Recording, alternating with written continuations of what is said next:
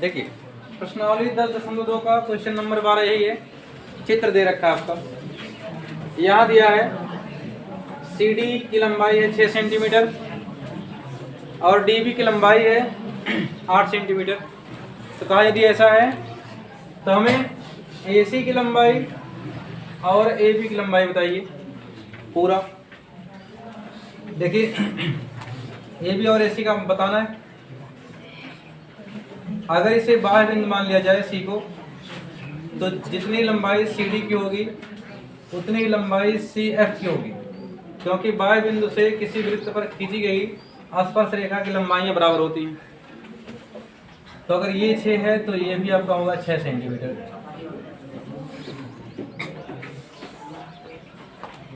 अगर यहाँ 8 है तो ये बाह्य बिंदु हो गया। बाह्य बिंदु से स्पर्श रेखा पर खींची गई लंबाइयां बराबर होती हैं, तो ये 8 है तो ये भी हो जाएगा 8 सेंटीमीटर।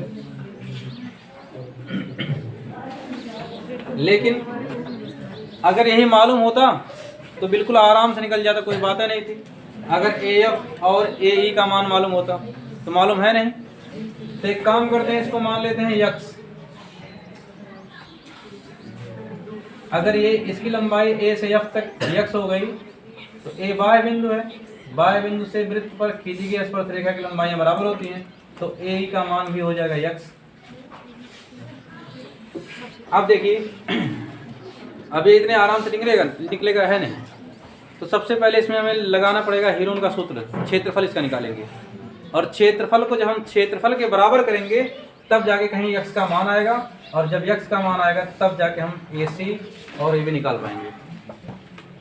तो हीरोन का सूत्र लगाने से पहले यानी क्षेत्रफल निकालने से पहले सबसे पहले हमें निकालना होता है अर्ध परिमाप। तो अर्ध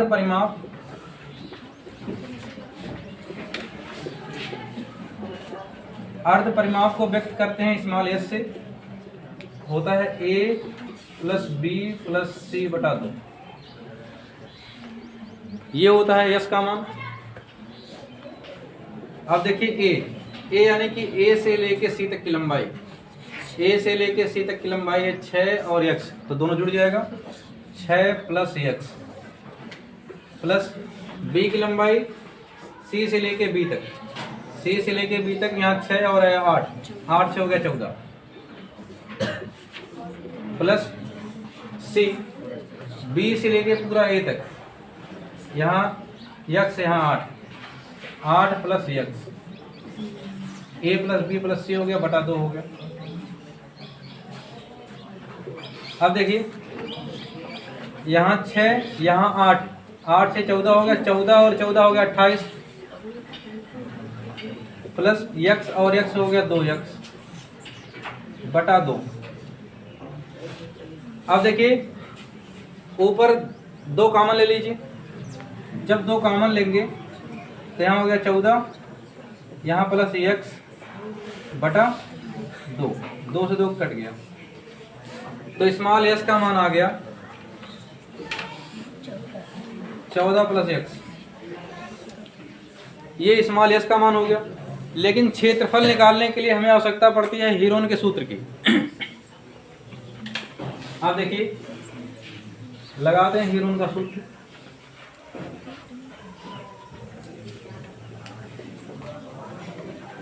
हीरोन के सूत्र से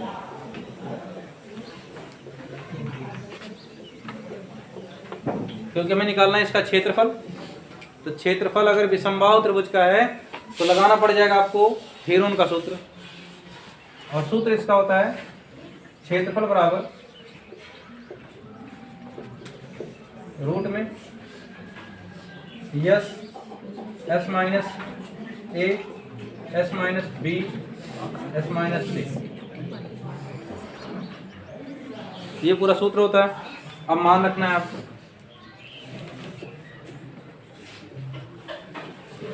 पहले s का मान है 14 + x, 14 + x, फिर यहाँ s - a, फिर s का मान 14 + x माइनस a का मान है 6 + x। जब दोनों में माइनस से गुणा होगा तो दोनों ही माइनस हो जाएंगे, -6 माइनस एक्स। दूसरा है यस माइनस बी, और यहाँ यस का मान है 14 plus X minus B. B का मान सी से लेके बी तक 14 है। फिर तीसरा है यस माइनस सी, और इसका मान है 14 प्लस एक्स माइनस सी का मान है ए से लेके बी तक, यानी कि 8 प्लस एक्स। लेकिन जब माइनस से गुणा होगा तो दोनों ही क्या हो जाएगा, माइनस 8 माइनस एक्स, ये हो गया। देखिएगा यहाँ एक्स प्लस है, यहाँ एक्स माइनस है, कट गया। और यहाँ पे 14 प्लस है, 14 माइनस से कट गया। यहाँ पे एक्स माइनस एक्स प्लस, ये कट गया। अब देखिए रूट के अंदर बचा क्या, यहाँ 14 प्लस एक्स, इसमें 14 में से 6 घट गया, ये एक ब्रैकेट में गुणा में है ना, 14 में से 6 घटा 8 हो गए। फिर यहाँ क्या बचा, एक्स बचा, और यहाँ क्या बचा, 14 से 8 घटेगा 6।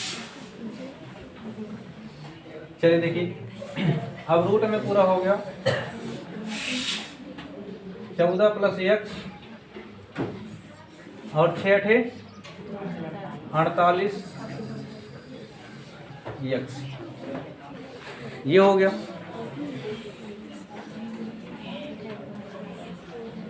अब देखिए क्षेत्रफल तो आया भी, लेकिन एक्स के रूप में आया है, ठीक है। अभी जो क्षेत्रफल आया हो वो एक्स के रूप में आया है। तो एक काम करते हैं, हम ये जानते हैं कि जैसे लंबाई लंबाई के बराबर होती है, चौड़ाई चौड़ाई के बराबर होती है, उसी तरीके से क्षेत्रफल क्षेत्रफल के बराबर भी होता है। तो देखिए यहाँ से एक काम करना पड़ेगा,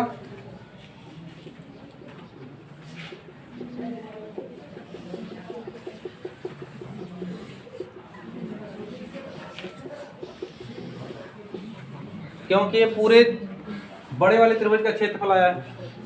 अगर हम इस त्रिभुज का क्षेत्रफल निकाल लें छोटे वाले का, और इस छोटे वाले का निकाल लें, जैसे यहाँ से ए ओ सी का निकाल लें क्षेत्रफल, फिर निकाल लें ओ सी बी का क्षेत्रफल निकाल लें, फिर बी ओ ए का निकाल लें, तब भी तो पूरा त्रिभुज हो जाएगा। तो ये पूरा क्षेत्रफल इस पूरे क्षेत्रफल के क्या हो जाएगा, बराबर हो जाएगा। और जैसे ही बराबर हो जाएगा तुरंत ही हमें एक्स का मान आ जाएगा। देखिएगा अब हीरोन के सूत्र से पूरे त्रिभुज का क्षेत्रफल निकल गया है, लेकिन ये एक्स के रूप में आया है। तो एक काम करते हैं, हम एक बार इस त्रिभुज का क्षेत्रफल निकालते हैं। त्रिभुज ए ओ सी का क्षेत्रफल,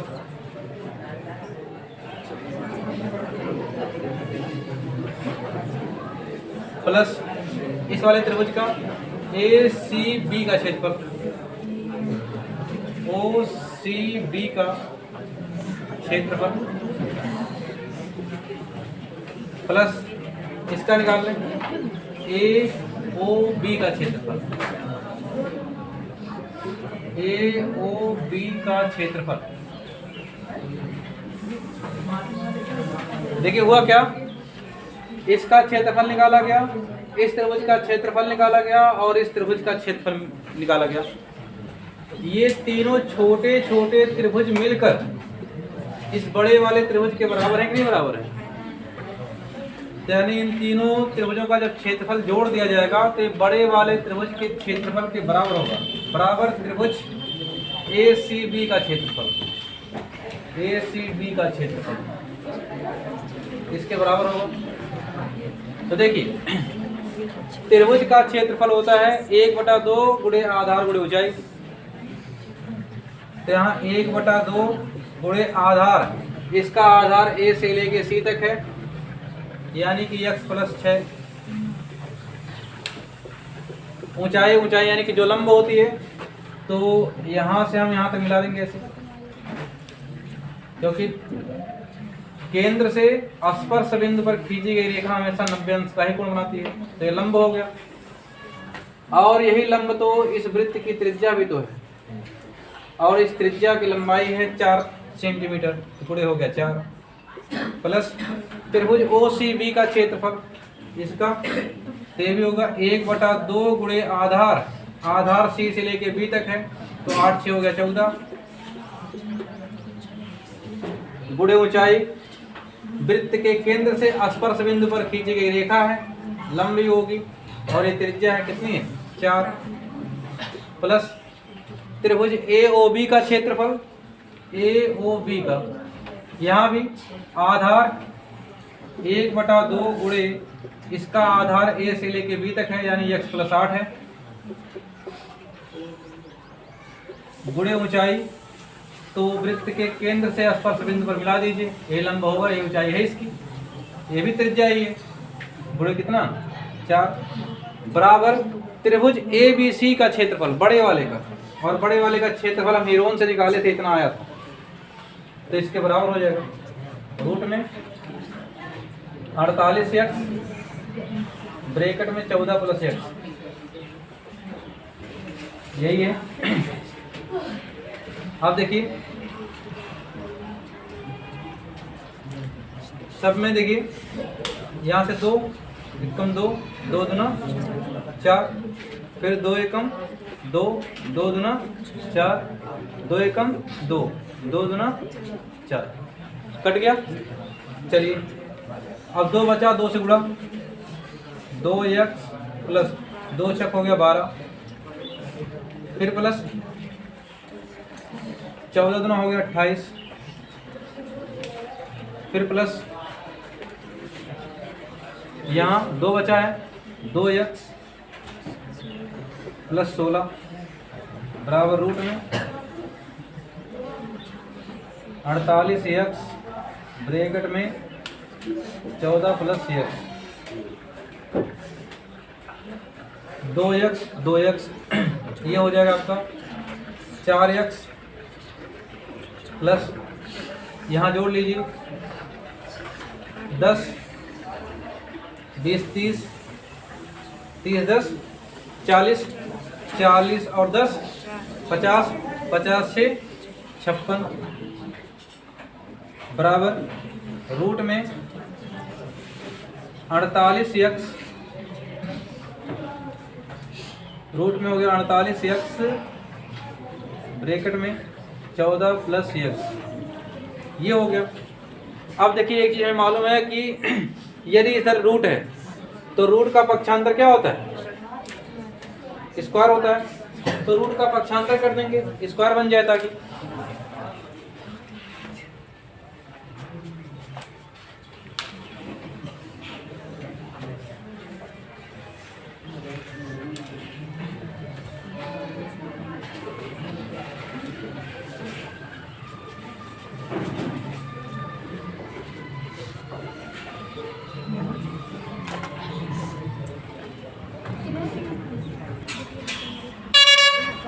अब देखिए इधर का रूट इधर का बन जाएगा स्क्वायर, तो 4x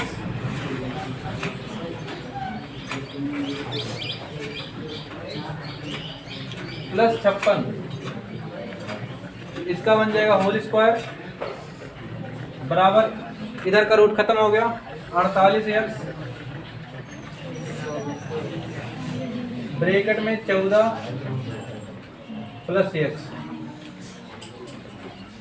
अब देखिए यहाँ दो चीज़ हैं, ये a बन जाएगा और ये बन जाएगा b, तो पूरा हो जाएगा a + b का होल स्क्वायर। तो देखिए a² + b² प्लस 2ab 2 गुणे 4x गुणे 56। अब यहाँ इससे 14 से करना है इसमें, चलिए x तो रहेगा ही, 14 8 हो गया 112 और बचा 11 बच गया, 14 चौका 56, 56 और 11 कितना हो गया 67 एक्स प्लस 48 से एक्स में हो गया 48 एक्स स्क्वायर। अब देखिए यहाँ पे स्क्वायर करना है तो 4 का 16 एक्स स्क्वायर प्लस देखिए 56 करेंगे 6 चौका का हो गया 36, 36 के 6 बचा 3, 6 पंचे 30, 30 दूना 60, 60 3 63, 63 के 3 बचा 6, 5 का स्क्वायर 25, 25 और 6 31 प्लस अब देखिए 56 चौका तो 50 चौका हो गया 200, 200 और 24 224 हो गया 224 दुनिया 448 एक्स बराबर 672 एक्स प्लस 48 एक्स स्क्वायर। अब देखिए होता क्या है, जिधर ज़्यादा है उधर सबको भेज देते हैं। तो यहाँ 48 वाला एक्स स्क्वायर ज़्यादा है तो वो सबको इधर भेज दीजिए। तो यहाँ क्या क्या है 48 एक्स स्क्वायर है प्लस 672 एक्स है। ये देखिए यहाँ प्लस है उधर जाएगा माइनस 16 एक्स स्क्वायर माइनस ये भी 31 36 फिर ये भी माइनस 448 एक्स बराबर बच गया आपका 0। यहाँ देखिए 48 एक्स स्क्वायर प्लस है, यहाँ पे 16 माइनस है, ये भी स्क्वायर है तो 48 में 16 घट गया 32 एक्स स्क्वायर। और यहाँ देखिए यहाँ 672 है और यहाँ कितना है 448, 672 में से 448 घटाएंगे तो प्लस में आएगा। यहाँ देखिए 12 में से घट गया 8 बच गया कितना 4, फिर यहाँ बच गया 6 में से 4 घटा 2, फिर यहाँ 6 ये 6 में से 4 घटेगा 2, 224 एक्स फिर माइनस कितना है 31 36 बराबर कितने के 0 के। अब देखिए सब में 4 कॉमन ले लीजिए 4 8 32 4 से इसको काटेंगे 4 पंचे 20 4 6 24 एक्स फिर 4 से इसको भी 4 सते 28 ये 33 हो गया 4 8 32 और 4 चौका 16 बराबर के 0। इधर 4 गुणा उधर गया भाग यानी खत्म हो गया पूरा। 8 x square plus 56 x minus 784 बराबर के 0। अभी भी देखिए कुछ कॉमन है, ये 8 से कट जाएगा, ये भी 8 से कट जाएगा, क्या ये 8 से कट जाएगा 8 9 72 कट जाएगा ना 8 से, पूरा 8 ही कॉमन ले लीजिए। एक्स स्क्वायर 8 सत्ते 56 7 एक्स फिर ये कितने से कटेगा 8 नहीं 8 9 72 8 9 72 6 78 64 8 नहीं 64 बराबर के 0। बचा क्या 8 यहाँ गुणा था उधर क्या भाग x square plus 7 x minus 98 बराबर के पूरा कितना हो गया 0 हो गया। अब देखिए x square plus 7 x minus 98 बराबर 0 करना है गुणनखंड। तो एक्स स्क्वायर अब देखिए 14 सते 98 और 14 में से 7 घटेगा कितना आ जाएगा 7, तो 14 में से 7 घटाना है बाहर एक्स माइनस 98 बराबर के 0। एक्स स्क्वायर प्लस ये हो गया 14 एक्स माइनस 7 एक्स माइनस 98 बराबर के 0। इसमें एक्स कॉमन हो जाएगा, x प्लस 14, इसमें माइनस 7 कॉमन होगा, x प्लस 14 बराबर के 0। पूरे में x प्लस 14 कॉमन बचा, x माइनस 7 बराबर के 0। यहाँ से x के दो मान आएंगे, x बराबर माइनस 14 और एक x बराबर 7। अब दोनों में से कौन सा लिया जाएगा जो पॉजिटिव होगा? तो पॉजिटिव में है, प्लस में आया है 7, तो x का मान कितना हो गया? 7। अब हमें देखिए मान किसका बताना था? AB का, AC का और AB का। AC और AB का हमें मान बताना था। अब हम निकाल लेते हैं AB और AC का मान, है ना? AB और AC का मान। अब देखिए AB कितना है? AB बराबर x प्लस 8। x का मान कितना? 7 प्लस 8 कितना हो जाएगा? 15। फिर AC का मान x प्लस 6 यानी 7 प्लस 6 कितना हो जाएगा? 13। AB का मान 15 और AC का मान 13।